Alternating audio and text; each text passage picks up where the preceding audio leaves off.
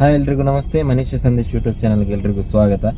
ಇವತ್ತು ಪಾಪದ್ದು ವ್ಯಾಕ್ಸಿನೇಷನ್ ಇದೆ. 10 month 9 month ಇದ್ದು 10 ಆಗ್ತಾ ಬಂತು. ಅದು 9 ಮಂತ್ ಒಂದು ವ್ಯಾಕ್ಸಿನೇಷನ್ ಇದೆ. ಹಾಗೆ ವ್ಯಾಕ್ಸಿನೇಷನ್ಗೆ ಈಗ ಹೋಗ್ತಾ ಇದ್ದೇವೆ ಫಾದರ್ ಮುಲ್ಲರ್ ಹಾಸ್ಪಿಟಲ್ಗೆ. ಅಲ್ಲಿ ಫ್ರೀ ವ್ಯಾಕ್ಸಿನೇಷನ್ ಅಲ್ಲ ಕಾಣ್ತದೆ, ಫ್ರೀ ವ್ಯಾಕ್ಸಿನೇಷನ್. ಹಾಗಾಗಿ ಈಗ ಹೋಗ್ತಾ ಇದ್ದೇವೆ. ಇದು ಅಂದರೆ ಇದಕ್ಕಿಂತ ಮುಂಚೆನೆ ಮಾಡಬೇಕಿತ್ತು, ನಾನು ಕೂಡ ಇರಲಿಲ್ಲ. ಅಂದರೆ ಸ್ವಲ್ಪ ಔಟ್ ಆಫ್ ಸ್ಟೇಷನ್ ಪ್ರೋಗ್ರಾಮ್ ಎಲ್ಲ ಸ್ವಲ್ಪ ಹೊರಗಡೆ ಇತ್ತು, ಹಾಗಾಗಿ ಸ್ವಲ್ಪ ತಡ ಆಯಿತು. ಈಗ ಮಧ್ಯಾಹ್ನ 1 ಗಂಟೆ 12 ಗಂಟೆ ಆಗ್ತಾ ಬಂತು. 1 ಗಂಟೆವರೆಗೆ ಇದ್ದಾರಂತೆ ಡಾಕ್ಟರ್. ಹಾಗೆ ಈಗ ಬೇಗ ಹೋಗಬೇಕು. ಪಾಪ ನೋಡಿ ಫುಲ್ ರೆಡಿಯಾಗಿ ಕೂತಿದ್ದಾಳೆ. ಈಗ ಪಾಪ ಅದು ಈಗ ಅಂದರೆ ಸ್ವಲ್ಪ ದೊಡ್ಡವಳಾಗಿದ್ದಾಳಲ್ಲ, ಹಾಗಾಗಿ ಗೊತ್ತಾಗ್ಬೋದು. ನೋವು ಮುಂಚೆ ಮಲಗ್ತಿದ್ಲು, ಈಗ ಸ್ವಲ್ಪ ಮಲಗುದು ಕಡಿಮೆ, ಹಾಗಾಗಿ ನೋವು ಪಾಪ ಜಾಸ್ತಿ ಇರ್ಬೋದು ಮಕ್ಕಳಿಗೆ. ಸ್ವಲ್ಪ ಮ್ಯಾನೇಜ್ ಮಾಡಬೇಕು, ಸಮಾಧಾನ ಮಾಡಬೇಕು, ಅದೇ ಕಷ್ಟ, ದೊಡ್ಡ ಸಾಹಸ ಅದೇ. ಅಂದರೆ ನಮಗೂ ಟೆನ್ಷನ್ ಆಗ್ತದೆ, ಏನು ಮಾಡ್ಲಿಕ್ಕೆ ಆಗಲ್ಲ. ಅದಕ್ಕೆ ಅದೆಲ್ಲ ಕೊಡಲೇಬೇಕು. ವ್ಯಾಕ್ಸಿನೇಷನ್ ಎಲ್ಲ ಕೊಡ್ತಾ ಇದ್ರೆ ತುಂಬ ಒಳ್ಳೇದು.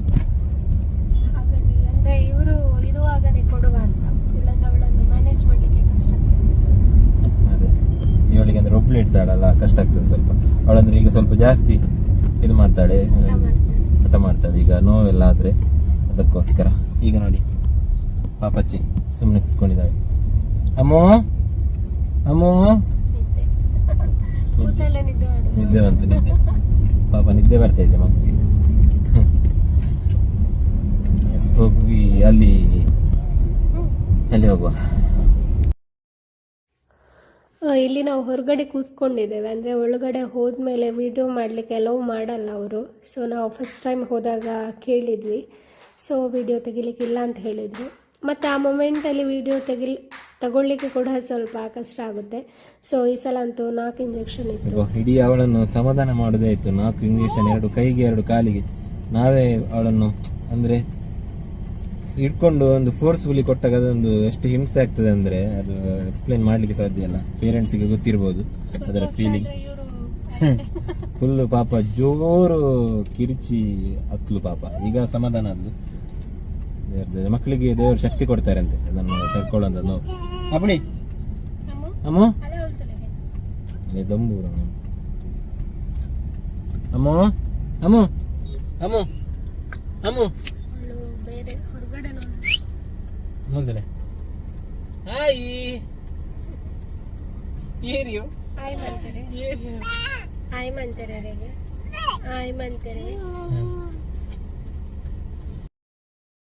ಇವಾಗ ಪಾಪುವಿಗೆ 11 ಮಂತ್ ಕಂಪ್ಲೀಟ್ ಆಗಿದೆ. ವ್ಯಾಕ್ಸಿನೇಷನ್ ಕೊಟ್ಟಿರೋದು 9.5 ಮಂತಲ್ಲಿ.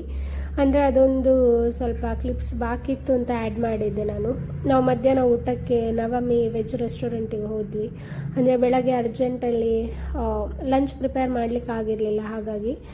ಸೊ ಇಲ್ಲಿ ಅಂದರೆ ವೆಜ್ ಅವತ್ತು ಫ್ರೈಡೇ ಆಗಿರೋದ್ರಿಂದ ವೆಜ್ ಹೋಟೆಲ್ಗೆ ಹೋದ್ವಿ. ಇದು ಮಂಗಳದೇವಿಯಲ್ಲಿ, ಅಂದರೆ ನಾವು ಮುಂಚೆ ಮಂಗಳದೇವಿಯಲ್ಲಿದ್ವಿ. ಸೊ ಆವಾಗ ಹೋಗ್ತಾ ಇದ್ವಿ, ಅಲ್ಲಿ ಪರಿಚಯ ಕೂಡ ಇತ್ತು. ಇನ್ನೊಂದೇನೆಂದರೆ ಈ ಸಲ 4 ವ್ಯಾಕ್ಸಿನೇಷನ್ ಇತ್ತು, ಬಟ್ ಅಷ್ಟೊಂದು ಪೇಯ್ನ್ ಎಲ್ಲ ಇರಲಿಲ್ಲ, ಜ್ವರ ಬರಲಿಲ್ಲ. ಫಸ್ಟ್ ಟೈಮ್ ಅವಳಿಗೆ ಜ್ವರ ಬರಲಿಲ್ಲ. ಪೇಯ್ನ್ ಕೂಡ ಅಷ್ಟೇ, ಅವರು ಮುಂಚೆನೇ ಹೇಳಿದರು ಪೇಯ್ನ್ ಅಷ್ಟು ಇರಲ್ಲ ಅಂತ. ಕೊಡುವಾಗ ಅಂತೂ ತುಂಬ ಬೇಜಾರಾಗಿತ್ತು ನಮಗೆ, ಬಟ್ ಆಮೇಲೆ ತುಂಬ ಹುಷಾರಾಗಿದ್ಲು. ಇಲ್ಲಿ ಅವಳು ಅಂದರೆ ಸ್ವಲ್ಪ ಅದು ಇಂಜೆಕ್ಷನ್ ಇದರಲ್ಲೋ ಏನೋ ಸ್ವಲ್ಪ ನಿದ್ದೆ ಬಂದ ಹಾಗೆ ಮಾಡ್ತಾಯಿದ್ಲು. ಹಾಗಾಗಿ ಮತ್ತು ಅಲ್ಲೇ ಸೋಫಾ ಇತ್ತು. ನಾವು ಹೋಟೆಲ್ಗೆ ಹೋದಾಗ ಈ ಥರ ಸೋಫಾ ಇದ್ದರೆ ಕೆಲವೊಮ್ಮೆ ಹೆಲ್ಪ್ ಆಗುತ್ತೆ. ಅಂದರೆ ನಿದ್ದೆ ಎಲ್ಲ ಬಂದರೆ ಈ ಥರ ಪಾಪುನ ಮಲಗಿಸ್ಕೊಳ್ಳಿಕ್ಕೆ ಹೆಲ್ಪ್ ಆಗುತ್ತೆ. ಇಲ್ಲಿ ಅಂದರೆ ವೆಜ್ ಮೀಲ್ ತಗೊಂಡಿದ್ದೆ ನಾನು, ಚಪಾತಿ ಮತ್ತು ಅದಕ್ಕೆ ಈ ಥರ. ನನಗೆ ಈ ಥರ ತುಂಬ ಕರಿ ಎಲ್ಲ ಇದ್ದರೆ ಅಷ್ಟು ಇಷ್ಟ ಆಗಲ್ಲ. ಸೊ ಅದರಲ್ಲಿ 1-2 ಬಗೆ ಅಷ್ಟೇ ನಾನು ತಿಂತೀನಿ. ಇಲ್ಲಿ ಪಾಪು ಒಂದು ನಿದ್ದೆಯಾಗಿ ಇದ್ಲು. ಇದು ನೆಕ್ಸ್ಟ್ ಡೇ ಇದು ಕ್ಲಿಪ್. ಅಂದರೆ ಇವರು ಹೊರಗಡೆ ಪ್ರೋಗ್ರಾಮ್ ಹೋಗಿದ್ರು. ಪ್ರೋಗ್ರಾಮ್ ಹೋಗಿ ಬಂದಾಗ ಯಾವಾಗಲೂ ಅವಳು ಈ ಥರ ಫುಲ್ ಎಕ್ಸೈಟ್ ಆಗಿರ್ತಾಳೆ. ಬಟ್ ಅವರು ಅಂದರೆ ಫುಲ್ ಫ್ರೆಶ್ ಅಪ್ ಎಲ್ಲ ಆಗಿ ಬಂದಮೇಲೆ ಮತ್ತೆ ಇಟ್ಕೊಳ್ತಾರೆ. ಸೊ ಅದನ್ನೇ ಅವರು ಹೇಳ್ತಾ ಇದ್ದಾರೆ. ಇಲ್ಲಿ ನೋಡ್ಬೋದು ನೀವು ಈ ವಿಡಿಯೋದಲ್ಲಿ ಅವಳು ಹೇಗೆಲ್ಲ ಮಾಡ್ತಾಳೆ ಅಂತ.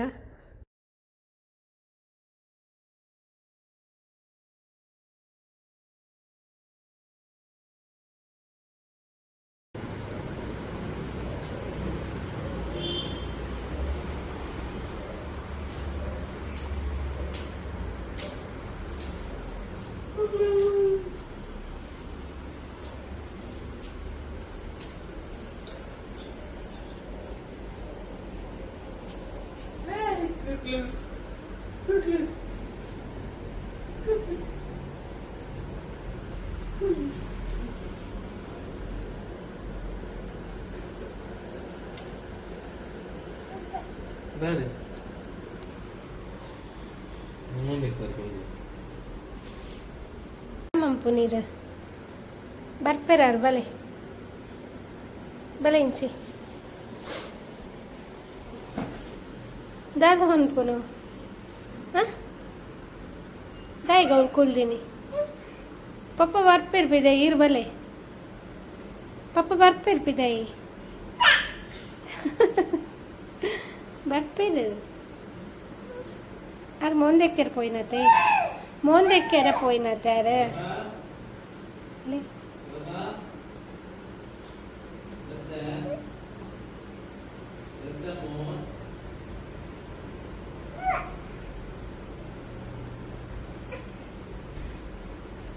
ಚಿಲಕ ದೆಪ್ಪೊ ಚೊರನೆ ಉಂತುದಲ್ ಪಾತದು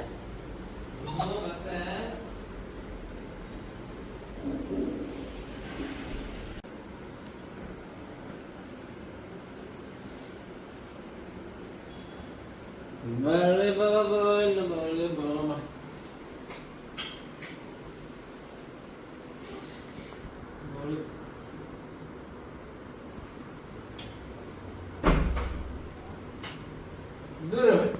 ದೂರ ಹೋಗ್ತೀನಿ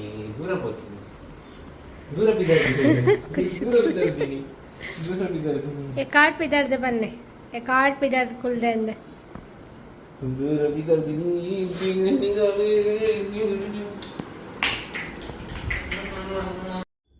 ನಮಗಂದರೆ ಸ್ವಲ್ಪ ಹೊರಗಡೆ ಹೋಗಬೇಕಿತ್ತು, ಹಾಗಾಗಿ ಇವರು ಬರುವ ಮುಂಚೆನೇ ರೆಡಿಯಾಗಿ ಕೂತಿದ್ವಿ ನಾನು ಮತ್ತು ಪಾಪು. ಅವಳಿಗೆ ಹೋಗುವ ಮುಂಚೆ ಸ್ವಲ್ಪ ಫುಡ್ ಕೊಡುವ ಅಂತ ಫುಡ್ ರೆಡಿ ಮಾಡಿಟ್ಟಿದ್ದೆ.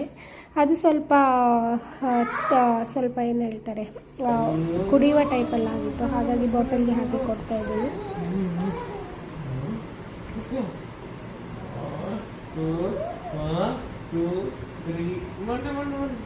ಹೋಪನೆ ಇದು ನಾವು ನೆಕ್ಸ್ಟ್ ಒಂದು ಮ್ಯಾರೇಜ್ಗೆ ಹೋಗಿದ್ವಿ. ಇವರ ಕಾಲೇಜ್ ತಂಗಿದ್ದು ಮದುವೆ ಇತ್ತು. ಸೊ ಅಲ್ಲಿಂದ ಈ ಶಾಪಿಗೆ ಬಂದಿದ್ವಿ. ಅಂದರೆ ಏನು ಪಾಪುವಿದು ಬರ್ತ್ಡೇ ಹತ್ತಿರ ಬಂತು, ಫೆಬ್ 7ಗೆ ಬರ್ತ್ಡೇ ಇದೆ. ಹಾಗಾಗಿ ಡ್ರೆಸ್ ಎಲ್ಲ ಆಗಬೇಕಲ್ಲ ಅಂತ ನಾನೇನು ಪ್ಲ್ಯಾನ್ ಮಾಡ್ಕೊಂಡಿದ್ದೇನೆ ಅಂದರೆ ಡ್ರೆಸ್ ತಗೊಳ್ಳೋದಕ್ಕಿಂತ ರೆಂಟ್ ತಗೊಳ್ಳುವ ಅಂತ. ಯಾಕಂದರೆ ಒಂದು ದಿವಸದ ಫಂಕ್ಷನ್ಗೋಸ್ಕರ ತಗೊಂಡ್ರು ಕೂಡ ಸುಮ್ಮನೆ ವೇಸ್ಟ್ ಆಗುತ್ತೆ. ಸೊ ಇಲ್ಲಿ ನೋಡ್ಬೋದು ಗೌನ್ ಇದೆ, ಅದರ ಜೊತೆಗೆ ಲೆಹಂಗಾ ಇದೆ. ಸೊ ಇವಾಗ ನಾನು ನೋಡ್ತಾ ಇದ್ದೀನಲ್ಲ, ಸೊ ಈ ಗೌನ್ ಅಂದರೆ ಇವರಿಗೆ ಇಷ್ಟ ಆಗಿದೆ. ಸೊ ನೋಡುವ. ನಮಗೆ ಅಂದರೆ ಪ್ಲ್ಯಾನ್ ಇದ್ದದ್ದು ಈ ಪರ್ಪಲ್ ಲ್ಯಾವೆಂಡರ್ ಕಲರಲ್ಲಿ ಬರುತ್ತಲ್ಲ, ಸೊ ಆ ಥೀಮಲ್ಲಿ ಮಾಡಬೇಕು ಅಂತ ಇತ್ತು. ಬಟ್ ನಾವು ಸ್ಟಿಚ್ ಮಾಡೋದಾದರೆ ಆ ಥರ ಮಾಡ್ಬೋದು, ನಾವು ಪಾಪುವಿಗೆ ಸ್ಟಿಚ್ ಮಾಡಿಸ್ತೇವೆ. ಬಟ್ ರೆಂಟಿಗೆ ತಗೊಳ್ಳುವಾಗ ಅದೇ ಥರ ಸಿಗೋದು ಸ್ವಲ್ಪ ಕಷ್ಟ. ಸೊ ಹಾಗಾಗಿ ಇರೋದ್ರಲ್ಲಿ ನೋಡುವಂಥ ಪಾಪುವಿಗೆ ಅದೇ ಟೈಪಲ್ಲಿ ಸ್ಟಿಚ್ ಮಾಡುವಂಥ ಪ್ಲ್ಯಾನ್ ಮಾಡ್ಕೊಂಡಿದ್ದೇವೆ. ಸೊ ಈ ಶಾಪ್ ಬಗ್ಗೆ ನೀವು ಕೆಲವರಿಗೆ ಗೊತ್ತಿರ್ಬೋದು.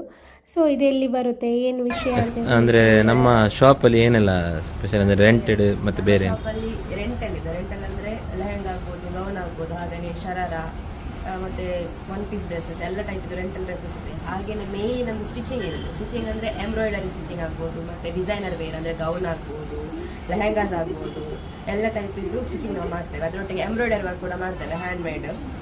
ಅದರ ಒಟ್ಟಿಗೆ ಇನ್ನೊಂದು ಏನಂದರೆ ಕುರ್ತೀಸ್ ನಾವು ಸೇಲ್ ಮಾಡ್ತಿದ್ದೇವೆ. 1 ಪೀಸ್ ಕುರ್ತೀಸ್, ಹಾಗೆಯೇ 3 ಪೀಸ್ ಸೆಟ್ ಕುರ್ತೀಸ್ ಕೂಡ ಇದೆ. ಸೊ ಯಾರೆಲ್ಲ ಇಲ್ಲಿ ತನಕ ಅಂದರೆ ವಿಸಿಟ್ ಮಾಡಲಿಲ್ಲ ನಮ್ಮ ಶಾಪಿಗೆ ವಿಸಿಟ್ ಮಾಡಿ. ಇದು ಎಲ್ಲಿ ಬರೋದಂದರೆ ಮ್ಯಾಂಗ್ಳೂರಲ್ಲಿ Bunts hostel road, Karangalpadi, S L chamber building, first floor, R&D designer studio ಅಂತ ನಮ್ಮ ಸ್ಟುಡಿಯೋದ ಹೆಸರು. ಮಿನಿ ಮಾಡಿದ್ದು ಮೇಲೆ ರೋಡ್ ಸೈಡ್ ಕಾಣ್ತದೆ.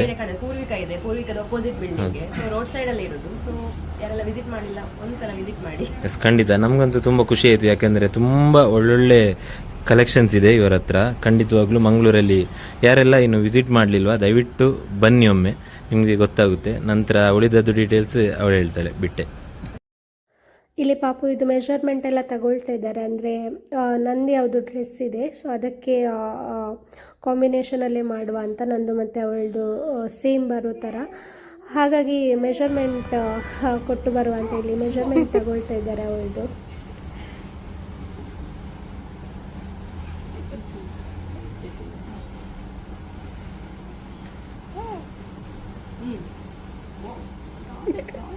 ಅಲ್ಲಿ ಬಂಜಲ್ಲಿ ಅನ್ಪುನ